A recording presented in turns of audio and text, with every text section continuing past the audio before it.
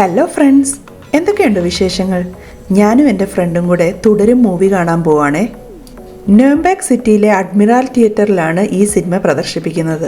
ഈ theatre city സെൻറ്ററിൽ തന്നെ ആയതുകൊണ്ട് പാർക്കിംഗ് ഒക്കെ കിട്ടാൻ കുറച്ച് പാടായിരിക്കും. അതുകൊണ്ട് ഒരു പാർക്ക് ഹൗസിൻ്റെ അഡ്രസ്സ് ഇട്ടിട്ടാണ് ഞങ്ങൾ ഇങ്ങോട്ട് വന്നിരിക്കുന്നത്.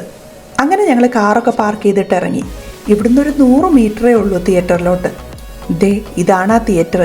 വന്നപ്പോൾ തന്നെ ഞങ്ങളുടെ ഒരു ഫ്രണ്ടിനെ കണ്ടുമുട്ടി കേട്ടോ. ഒരു മലയാളിയെ കണ്ടപ്പോൾ എന്തൊരാശ്വാസം.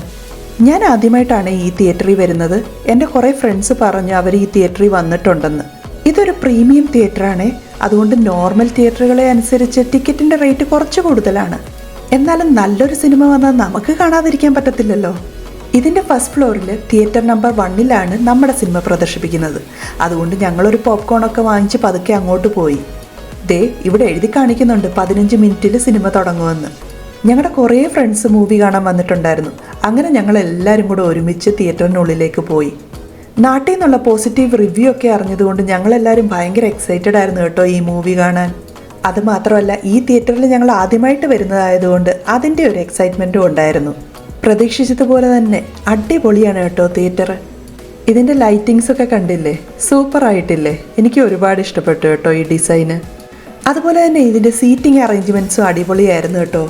ഞങ്ങൾ ആദ്യം തന്നെ ടിക്കറ്റ് ബുക്ക് ചെയ്തിരുന്നതുകൊണ്ട് ഞങ്ങൾക്ക് ഏറ്റവും പുറകിലത്തെ റോ തന്നെ കിട്ടി. ഇത് കണ്ടോ, ഓരോ 2 സീറ്റിൻ്റെ ഇടയിൽ ഒരു ചെറിയ ടേബിളും ഒരു ലാമ്പും ഉണ്ട്. അതുമാത്രമല്ല, എല്ലാ സീറ്റും റിലാക്സ് ഫംഗ്ഷൻ ഉള്ളതായിരുന്നേ.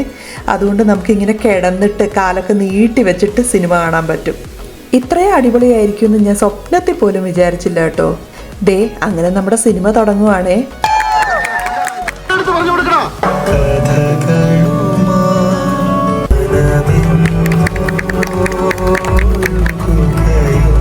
നോക്കുമ്പോ പുതപ്പുകൊള്ള കയറിയിട്ട് ഒരേ കൺമണി പൂവേ കണ്ണാടി പൂവേ കണിപ്പൂവേ பிரச்சனை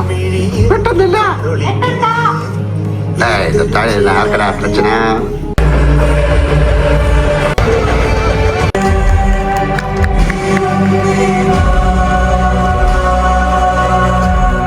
എന്തായാലും ഞാൻ ഇത്രയും പ്രതീക്ഷിച്ചില്ല കേട്ടോ.